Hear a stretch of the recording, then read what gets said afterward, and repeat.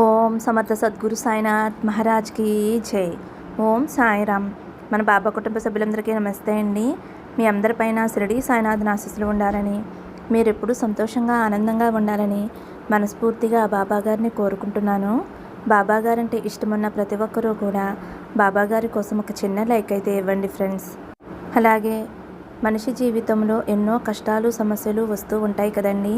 వాటిని ఎలా తొలగించుకోవాలో ఒక్కొక్కసారి అర్థం కాక మనం చాలా రకాలుగా ఆలోచిస్తూ ఉంటాము. మనం నమ్ముకున్న భగవంతుడు మనకి ఏదో ఒక రూపంలో సహాయం చేస్తారండి.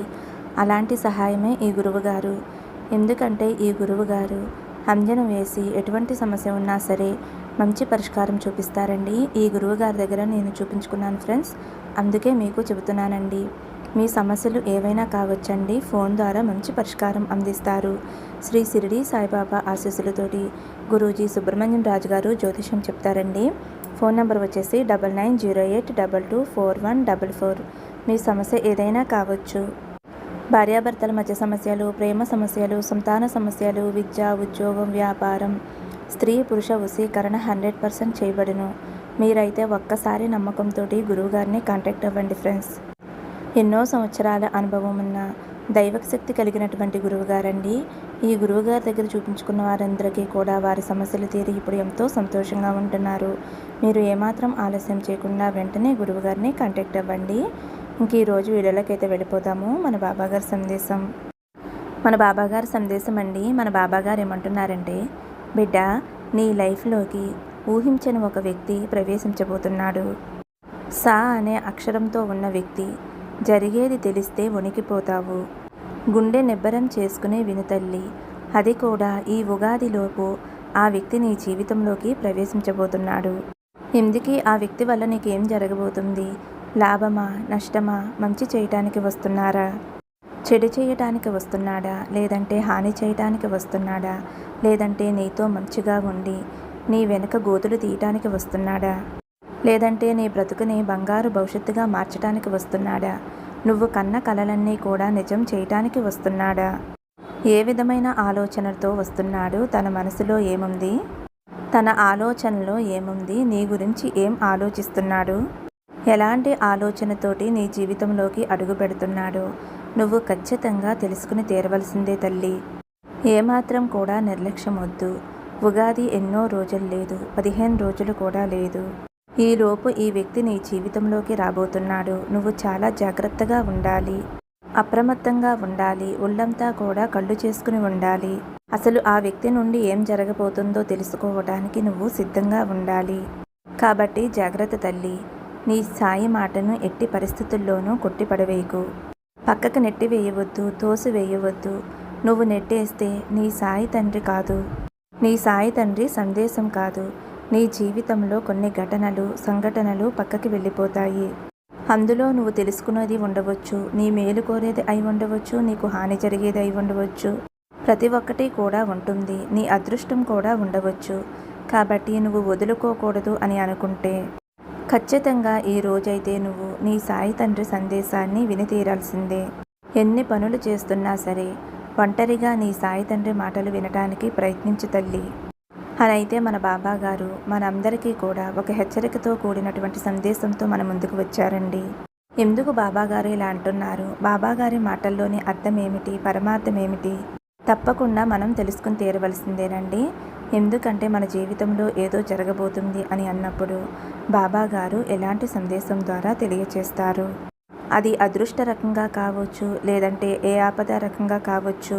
ఖచ్చితంగా జీవితంలో ఏదో ఒకటి జరగబోతుంది అన్నప్పుడు బాబా గారు మనకి సందేశ రూపంలో అయితే ఇస్తారండి. ఫ్రెండ్స్, నిజం చెప్తున్నానండి. నిజంగా బాబా గారి సందేశాలు నిజంగా మనకి కనెక్ట్ అవుతాయండి. ఎందుకు చెప్తున్నాను అంటే, నేనైతే ఒక థంబ్నెయిల్ చూశానండి. నీ బిడ్డ విషయంలో చాలా జాగ్రత్తగా ఉండమ్మా అని ఇలాగా 2-3 అయితే థంబ్నెయిల్ తోటి వీడియోస్ పెట్టారండి. నేను పెద్ద పట్టించుకోలేదు, నిర్లక్ష్యం చేశాను. కానీ నిజంగా ఫ్రెండ్స్, మీరు నమ్మరండి, మా బాబుని ఒక వ్యక్తి అయితే అన్యాయంగా చిన్న గొడవ కింద చేశాడండి. నాకైతే చాలా ఆశ్చర్యం వేసింది ఫ్రెండ్స్. నేను బాబా గారి సందేశాన్ని తోసిపుచ్చేసాను, నేను పట్టించుకోలేదండి.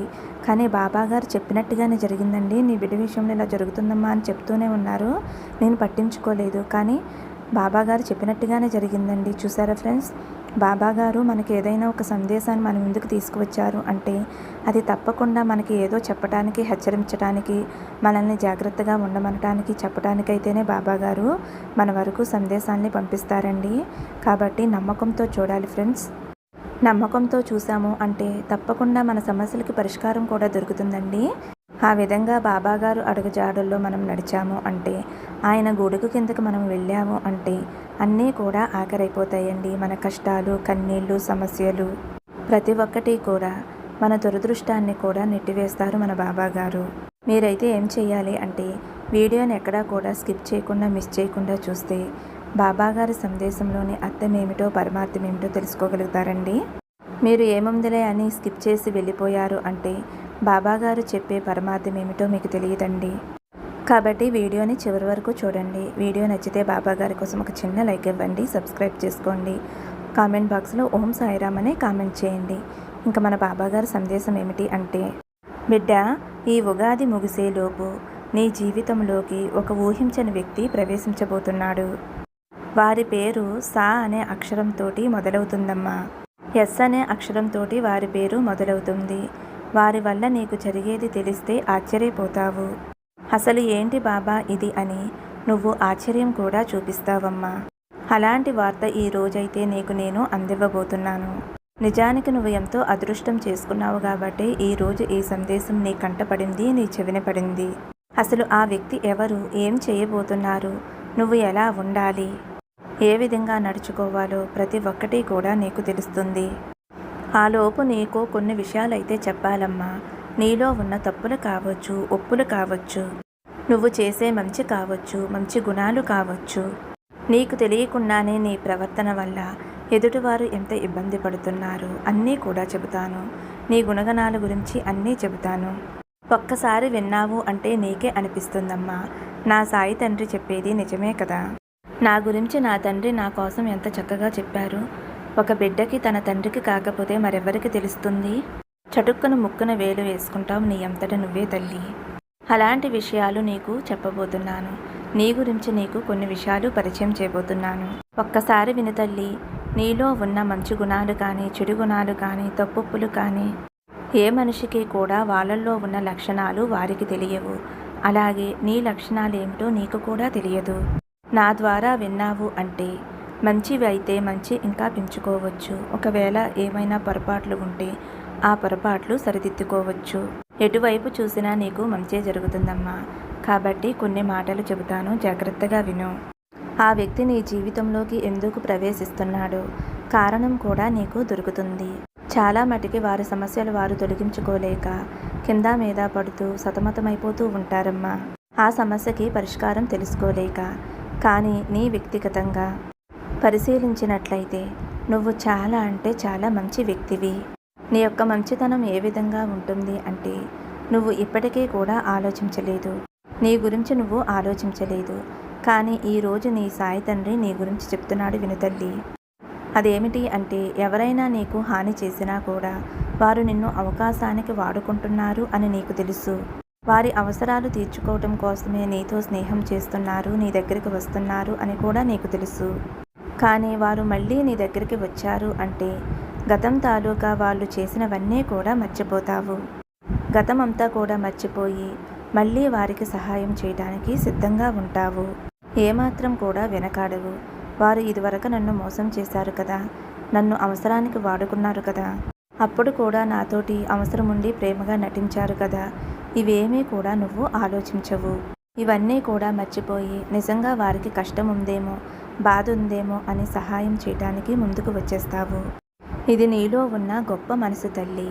ఇది చాలా వరకు చాలా మంచిది.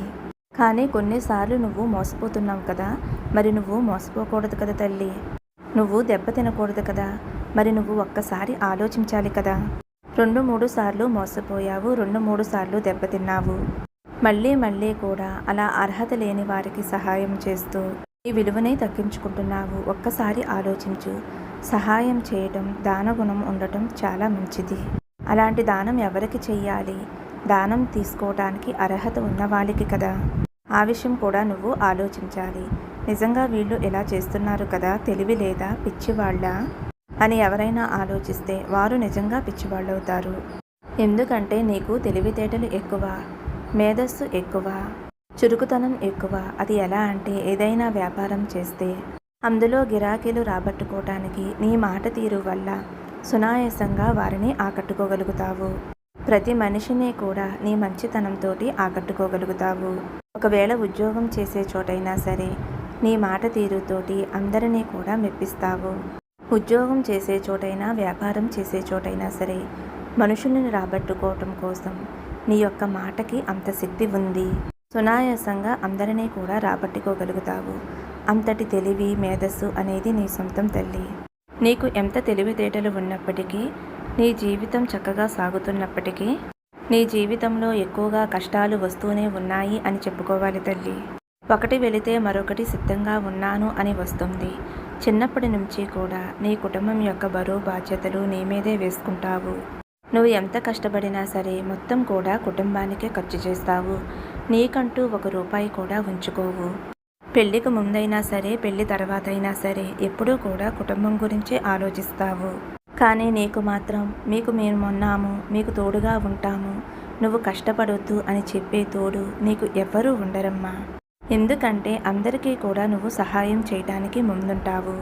కానీ నీకు కష్టం వచ్చినా, నీకు ధైర్యం కావలసి వచ్చినా ఎవరూ కూడా నీకు రారు. వారి తోడు నీకు అందివ్వరు. ఎవరి సహాయం కూడా నీకు అందివ్వరు.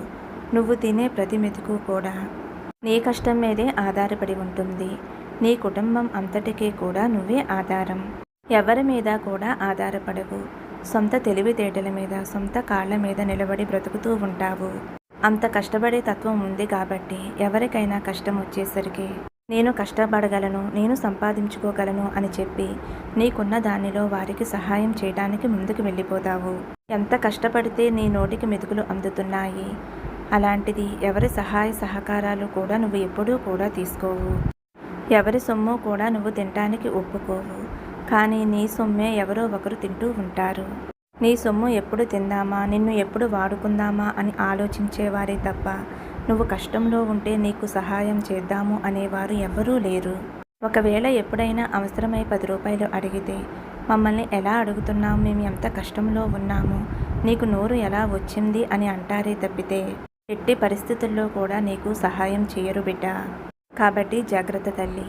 నువ్వు చేసే సహాయం కేవలం అర్హత ఉన్నవారికి మాత్రమే చెయ్యి. నిజంగా కష్టాల్లో ఉన్నవారికి మాత్రమే చెయ్యి. నువ్వు కష్టంలో ఉన్నవారికి ఉన్నప్పుడు సహాయం చేయని వారికి సహాయం చేయడం అవసరం లేదమ్మా. జాగ్రత్తగా ఉండు తల్లి. ఎవరు ఎలాంటి వారో తెలుసుకో. ఎవరిని కొట్టక్కర్లేదు, తిట్టక్కర్లేదు. ఎవరితో గొడవలు వద్దు, కలహాలు వద్దు, మాటలు వద్దు, సూటిపోటి మాటలు వద్దు, మొహం మార్చుకోటాలు వద్దు. చిరునవ్వుతోటి నువ్వు పక్కకి వెళ్ళిపోవటమే నీ పని. వారు చేసిన తప్పు ఏమిటో వారికే అర్థమవుతుంది. వారు చేసిన తప్పు ఏమిటో వారికి తెలియాలి అంటే ఏం చెయ్యాలి? చిరునవ్వుతోటి నువ్వు పక్కకి వెళ్ళిపోవటమే నువ్వు చెయ్యాలి తల్లి. అందుకే ఇప్పటికైనా గ్రహించు తల్లి. నీ జాగ్రత్తలో నువ్వుండు. ఎవరు నీతో మంచిగా ఉంటున్నారు, ఎవరు నీతో అవసరానికి మాత్రమే పలుకుతున్నారు, అవసరానికి మాత్రమే నిన్ను వాడుకుంటున్నారు అని తెలిసినప్పుడు వారిని ఇప్పటి నుంచి దూరం పెట్టేసే తల్లి. వారిని చిరునవ్వుతో పలకరించు, చిరునవ్వుతో పక్కకి తప్పుకో. అంతే నువ్వు చేయవలసింది. ఎందుకంటే వారి వల్ల నువ్వు ఎటువంటి లాభం చూసేది ఉండదు. నీ వల్ల వారికి అంతా మంచే జరుగుతుంది. నలుగురిలో కూడా మంచే జరుగుతుంది. నిన్ను పిచ్చిదాన్ని చేసి వారైతే నిన్ను ఆడిస్తున్నారు. కాబట్టి ఈ విషయాలన్నీ నువ్వు గుర్తుంచుకుని ఎవరిని ఎంతవరకు ఉంచాలో అంతవరకు ఉంచావు అంటే నీకు అన్ని రకాలుగా కూడా శ్రేయస్సు తల్లి. 100కి 100% మంచిది అని అయితే గుర్తుంచుకో అమ్మా. ఇక నీ జీవితంలోకి ఒక కొత్త వ్యక్తి ప్రవేశించబోతున్నాడు అని చెప్పాను కదమ్మా. అసలు ఆ వ్యక్తి ఎవరు, ఎలాంటి వ్యక్తి, ఆ వ్యక్తి వల్ల నీకు ఏం జరగబోతుంది, లాభమా నష్టమా, అసలు ఎందుకు వస్తున్నాడు అన్నీ కూడా చెప్పబోతున్నాను. జాగ్రత్తగా విను. ఈ కొత్త వ్యక్తి వల్ల నీకు లాభాలు జరుగుతాయా, నష్టాలు జరుగుతాయా అనే మాటకు వస్తే ఈ కొత్త వ్యక్తి వల్ల నీకు ఎటువంటి ఇబ్బందులు అయితే ఉండవు తల్లి. నీ జీవన శైలిని పరిశీలించి కొన్ని సలహాలు అయితే ఇస్తారు. ఆ సలహాలు నువ్వు పాటించవచ్చు, పాటించకపోవచ్చు. అది ఏదైనా సరే అది నీ అభిప్రాయం. ఎందుకు చెబుతున్నాను అంటే ఒక వ్యక్తి నీ జీవితంలోకి ప్రవేశించినప్పుడు ఆ వ్యక్తి ఎలాంటి వారు, ఎలాంటి గుణగణాలు, ఆ వ్యక్తి నా జీవితంలోకి ఎందుకు వచ్చాడు, వారు ఇచ్చిన సలహా మంచిదా కాదా అని ఆలోచించే శక్తి నీకు ఉంటుంది కదా. నా జీవితంలోకి ఈ వ్యక్తి ఎందుకు ప్రవేశించాడు, వీరి యొక్క గుణగణాలు ఏమిటి, వారు చెప్పే పని చేయడం వలన నాకు లాభం జరుగుతుందా నష్టం జరుగుతుందా, నేను చేసే పని సరైనదేనని నువ్వు ఆలోచిస్తావు. ఎదుటివారు చెబుతున్నది ఎంతవరకు సరిగ్గా ఉంది అని ఆలోచిస్తావు. ఆ తరువాతే నువ్వు అడుగు అనేది వేస్తావు. వారి మాటలు వినడం చేస్తావు. ఆ వ్యక్తి అయితే నీ జీవితంలోకి మంచి ఉద్దేశంతోనే ప్రవేశిస్తున్నాడు. నీ జీవితంలోకి నువ్వు తెలిసి తెలియక చేసిన పొరపాట్లను సరిదిద్దటానికి వస్తున్నాడు. ఆ వ్యక్తి నీ సాయి తండ్రి పంపించిన వ్యక్తి అని అనుకో, నీ సాయి తండ్రి పంపించిన మనిషి అని అనుకో. లేదా ఇన్నాళ్ళు నువ్వు ఏదైనా ఉద్యోగం చేస్తున్నావు లేదా వ్యాపారం చేస్తున్నావు, అందులో సరైన సంపాదన లేదు. ఇంకా మంచి అవకాశాలు రావడానికి, మంచి స్థాయికి వెళ్ళటానికి, నువ్వు జీవితంలో ఇంకా ఎదగటానికి, నువ్వు మంచి పేరు ప్రతిష్టలు తెచ్చుకోవటానికి ఆ వ్యక్తి సలహాలు అనేవి నీకు ఎంతగానో మంచిగా పనిచేస్తాయి. ఆ వ్యక్తి నీకు మంచి మార్గదర్శిగా నీ ముందుండి నిన్ను నడిపిస్తాడు. సక్సెస్ బాట, విజయాల బాట నిన్ను నడిపిస్తాడు తల్లి, లేదా నడిపిస్తుంది. నీ సాయి తండ్రి పంపించిన వ్యక్తిగా వారిని భావించు. ఇక్కడ వచ్చిన వ్యక్తి కూడా ఎలాంటి ఉద్దేశంతో వచ్చాడు, వారు ఏమిటి అనేది కూడా నువ్వు గమనించాలి. అయితే వచ్చిన వారందరూ కూడా నా సాయి తండ్రి పంపించిన వ్యక్తులే కదా అని అనుకుంటే ఇక్కడ మోసపోయే అవకాశం కూడా ఉందమ్మా. కాబట్టి వాళ్ళు ఏం చెబుతున్నారు ఏంటి అనేది కూడా నువ్వు తెలుసుకో. నీకు ఏమీ అర్థం కానప్పుడు, అయోమయంలో ఉన్నప్పుడు ఒక్కసారి కళ్ళు మూసుకుని, సాయి తండ్రి నాకేమీ అర్థం కావటం లేదు, ఎవరి నమ్మాలో తెలియటం లేదు అని ఒక్కసారి నీ బాధ్యతని నీ సాయి తండ్రికి అప్పగించు. నీ బాధని అప్పగించు. నీ సాయి తండ్రి నీళ్లకి నీళ్లు, పాలకి పాలు వేరు చేస్తాడు. నిజానికి నీకు సహాయం చేయడానికి వచ్చిన వారెవరో, నిన్ను మోసం చేయడానికి వచ్చిన వారెవరో వేరు చేసి చూపెడతాడు నీ సాయి తండ్రి. నీకు కావలసిన వారిని నీ ముందు ఉంచుతాడు. కాబట్టి దిక్కుతోచని సమయంలో ఇలా చేయతల్లి. ఒక విషయం గుర్తుంచుకో అమ్మా, ఈ లోకంలో నిన్నుగా ప్రేమించేవారు ఎవరైనా ఉన్నారు అంటే నీ కన్న తల్లిదండ్రులు, లేదా కట్టుకున్న భార్య, లేదంటే భర్త. బిడ్డలు కూడా ఈ రోజుల్లో స్వార్థంగా ఆలోచిస్తున్నారు. కొన్నిసార్లు ఈ రోజుల్లో బయట వారిని నమ్మటం కూడా మూర్ఖత్వమే అవుతుంది. అంటే వెనక ముందు చూసుకోకుండా, ఏమీ తెలుసుకోకుండా నమ్మటం మూర్ఖత్వం అవుతుంది. కాబట్టి ఆలోచించి ముందడుగు వేయమ్మా. ఎదుటివారు మోసపోయి నాశనమైపోతే చూసి సంతోషించేవారు చాలామంది ఉంటారు. నీకు ఒక్క రూపాయి కూడా రాకూడదు అని రాకపోయినా చూసి సంతోషించేవారు చాలామంది ఉన్నారు. ఇలాంటి జనాల మధ్య నువ్వు జీవిస్తున్నావు. కాబట్టి ఎవరినీ కూడా గుడ్డిగా నమ్మవద్దు. ఈ విషయాలన్నీ కూడా గుర్తించుకో అమ్మా. ఇక సా అక్షరం ఉన్నవారితోటి ఏం జరగబోతుంది, ఎస్ అనే అక్షరం పేరున్న వారితో నీకు ఏం జరగబోతుంది అంటే తల్లి, నీ జీవితంలో ఈ సా అనే అక్షరం చాలా ప్రధానమైన పాత్ర పోషిస్తుంది. ఈ సా అనే వ్యక్తి మాట అయితే నువ్వు వినవచ్చు. ఎందుకంటే వీరి వల్ల నీ జీవితంలో లాభాలే ఉంటాయి తప్ప ఎటువంటి నష్టాలు కూడా ఉండవమ్మా.